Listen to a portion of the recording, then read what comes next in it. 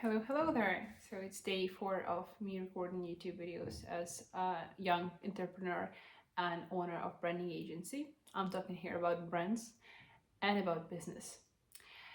That's the personal growth for you. That's going to be documented, and someday I'll look at that and I'll be like, wow, how my mindset has shifted. And these are all the lessons I'm learning along the way, and I'm sharing them with you. So the first thing which popped up in my head today was how we grow in hardship, like how really complicated things are making us grow. That's the only way, honestly. Why? Because whenever we are overcoming something, we're growing. And the more moments in a day we have when we overcome something, the faster we are growing. Like, you had to wake up early, you overcome yourself. You had to go to training, you overcome yourself.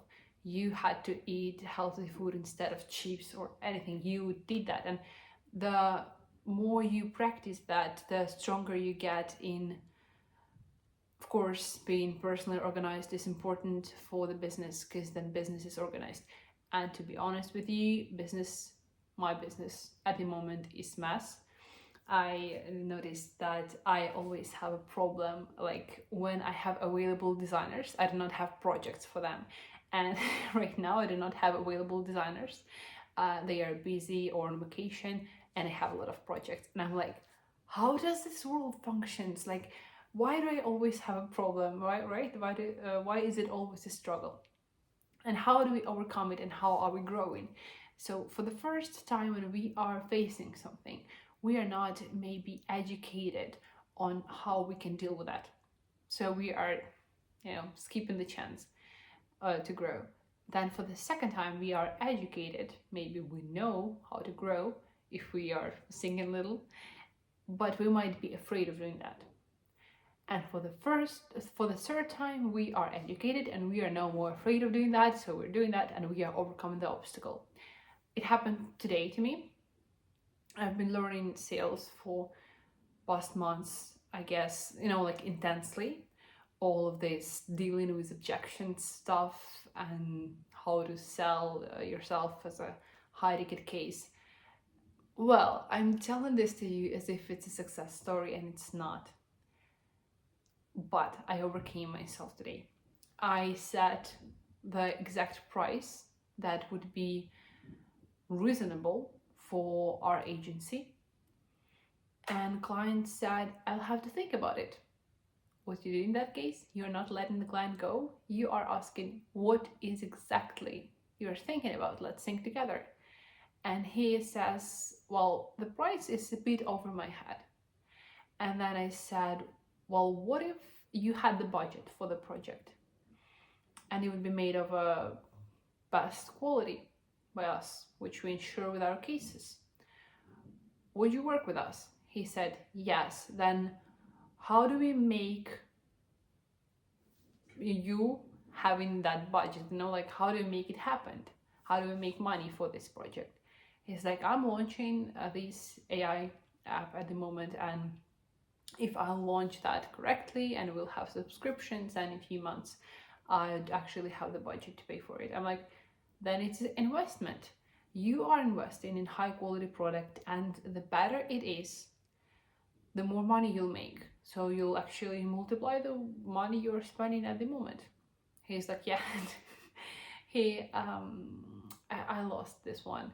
He honestly said, yes, I understand that you are being reasonable here, but I should have that money physically. And that's where I get stuck. Maybe you know how to handle that. So he will think of it and get just back today. I'm not sure that we'll be working on this project. Like 80% me being sure that we're not going to be working here. But I went somewhere more far than just saying, okay, yeah, it's too much for you, it's too expensive for you, fine, no, go away, we do not need your money when we actually need, because we are a business and we are functioning. I pressed the client a bit more, and I had to overcome myself, because I hate making people uncomfortable. And that's where I overstepped myself, and that was my little victory. Maybe tomorrow I'll press the client till the end, not like this time. And that was hardship. These are the moments when we're growing. Then second thought I had today for you is being, that's popular one on the Instagram and everywhere, but I have proof of that. Being systematic is better than being motivated. And if you are staying systematic and moving slowly in one direction, it's really, you're gonna go far away with that. Why?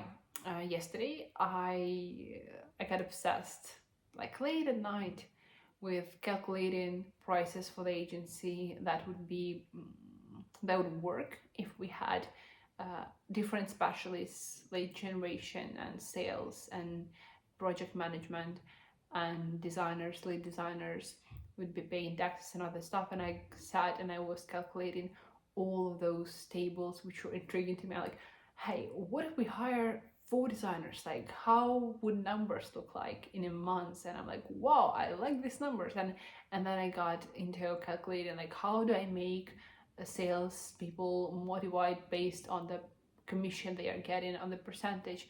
And like, hey, yeah, that's working now. Well, I see that junior designer is working way too much, like much more money than salesperson if he's making like great average commission. And I'm like, well, that's a problem. How do we handle that? And I get obsessed with that. That's better than being obsessed with late night watching Netflix or other stuff. But I went to bed at 3 a.m. And of course, according to my schedule, I hate to wake up at 5 a.m. What happened? I overslept. I woke up at 10 and my plans are just ruining and falling apart for the day. But I'm being committed to the video, at least. That's something. I'm still motivated. I'm still want to do this stuff, and I slept really well, so I have energy at the moment, and I'm being systematic. But yes, being systematic and getting back to it would be more productive than me sitting at my laptop up to 3 a.m. in the morning, because that was really stupid of me. And if I'd be making this harsh, harsh periods on myself, I wouldn't be able to keep up in the long term with that. So that was interesting, and that was really a practical lesson I've learned yesterday.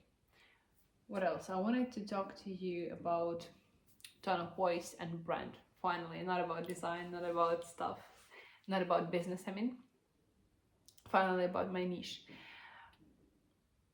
There is such thing as tone of voice of a brand, and whenever we do brand analysis, we are asking client, what is your tone of voice?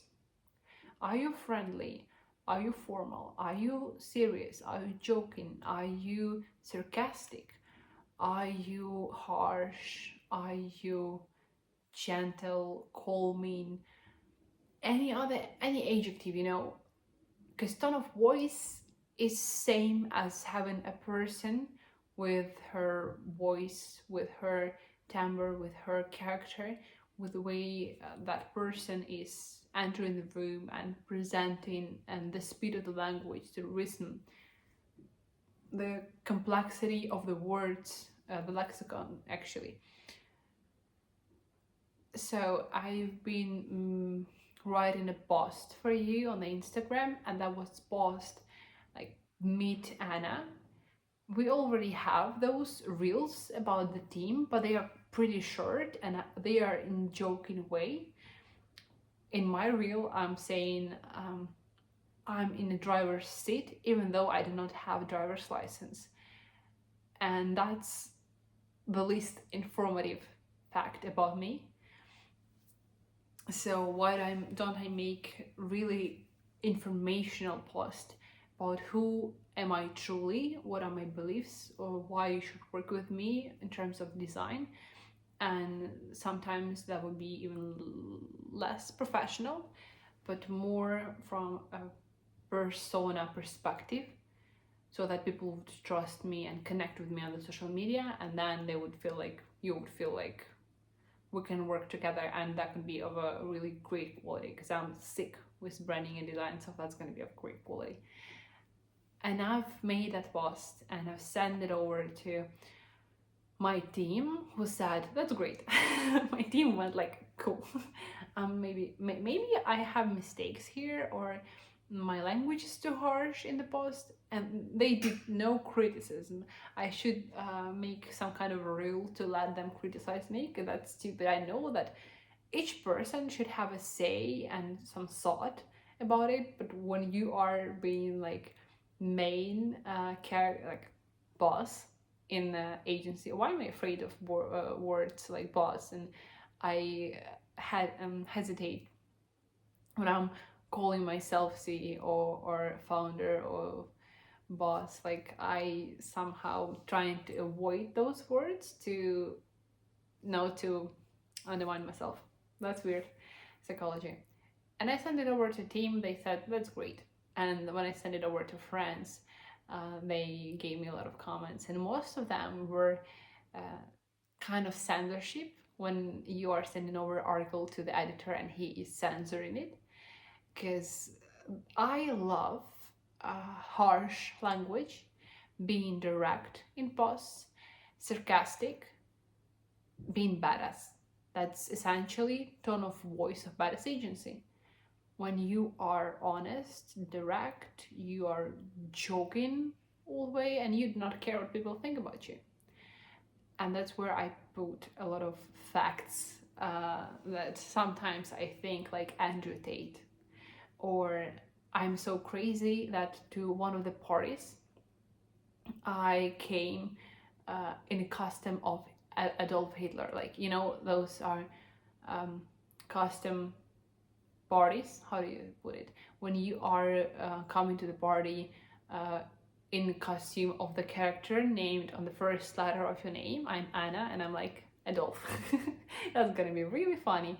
That was a joke. Like, that was a complete joke. Same about Andrew Tate. Or what I was saying. I said that I'm not gonna be going to fitness club because I gotta wake up at 5 a.m. and go there and be really badass. But if gym is opening at 9 a.m., that's some gym for fat asses. And in each sentence, I had this provocative thing, which was intentional. Like, I do not think that I'm really friendly and I'm really smiley person, kind person in real life. And that's what my friends said. And then when I'm writing this harsh, badass text, it's as if I can be criticized a lot in the social media. And I'm like, yeah, I want to hype. I want to have at least some reaction to my posts, because I'm making that every day and nobody gives a shit about it. And I was like, that's a way to provoke people.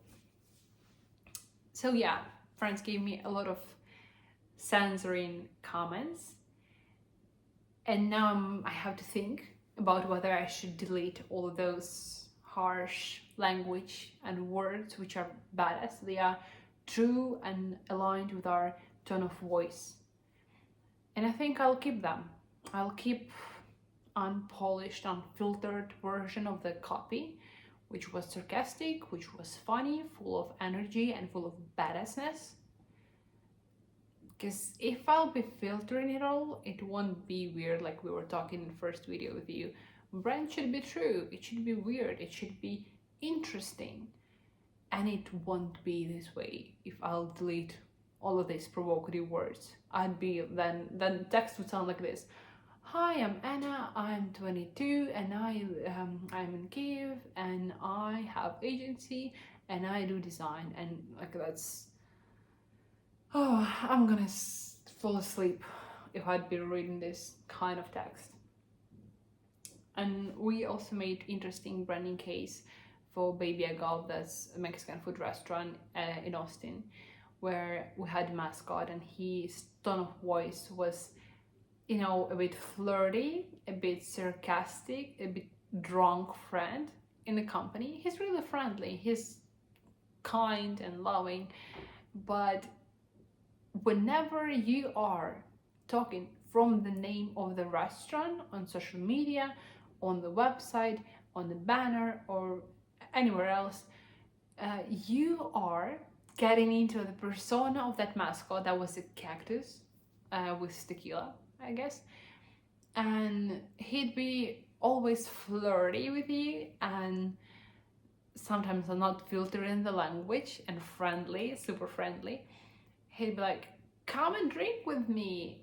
You are so, like, my eyes are so cute that you're gonna fall in love with me. And that's the way restaurant talks to you. That's playful.